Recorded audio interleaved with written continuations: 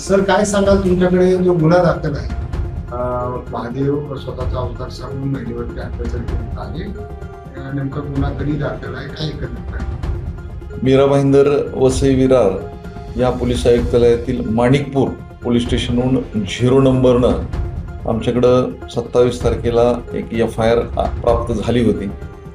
लागलीच मांजरी पोलीस स्टेशनचे प्रभारी अधिकारी यांनी विषयाचं गांभीर्य पाहून या ठिकाणी मांजरी पोलीस स्टेशनला नियमित FIR नोंद केलेला आहे.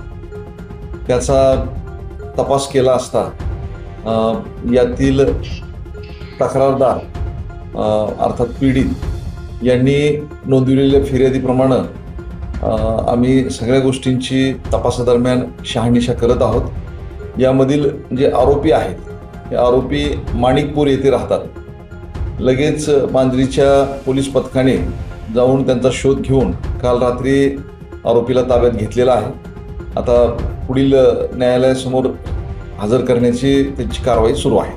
सर नेमकी महिलेची काय तक्रार आहे? यामध्ये महिलेनं तिच्या इच्छेविरुद्ध तिच्यावरती शारीरिक अत्याचार केल्याबाबत BNS कलम 64 प्रमाणे तक्रार नोंदवलेली आहे. महादेवाचा अवतार सांगून किती दाखवण्यात आहे? यातील आरोपी हे मुळात पूजा अर्चा उपासना पुरोहित काम करतात आणि ते यातील ज्या पीडित महिला आहेत त्या सुद्धा भक्त आहेत.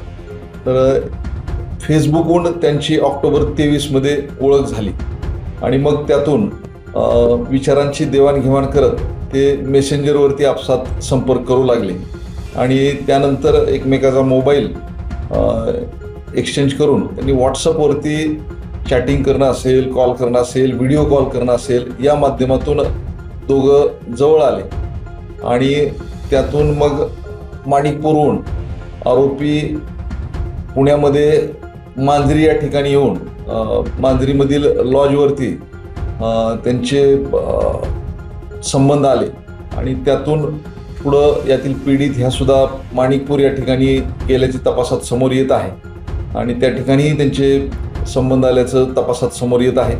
या दृष्टीनं आम्ही त्या ठिकाणचे सर्व पुरावे संकलन करण्याचं काम सुरू आहे. सर या प्रकरणात आरोपी एकटा आहे का त्याच्यासोबत अन्य कोण व्यक्ती किंवा त्याची टीम सुद्धा आहे? या प्रकरणामध्ये आरोपीच आहे. इतर कुणीही अद्याप पाहतो त्याचे साथीदार वगैरे निष्पन्न झालेले नाही. आरोपी विरुद्ध यापूर्वी कुठलाही गुन्हा दाखल नाही.